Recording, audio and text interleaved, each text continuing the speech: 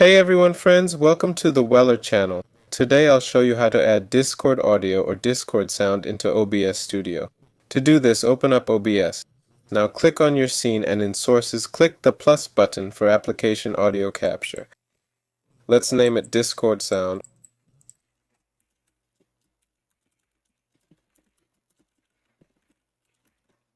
Or whatever you want, name it however you like. Click OK. Next open Discord itself. Now here we're going to select the actual Discord process.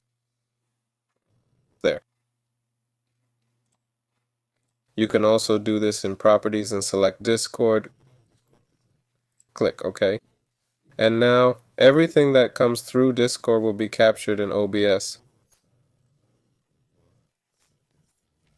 For this, you need to have Discord open in Discord. Sound is working. That's it. This was Weller. Hit that like button. Subscribe to the channel. See you all later.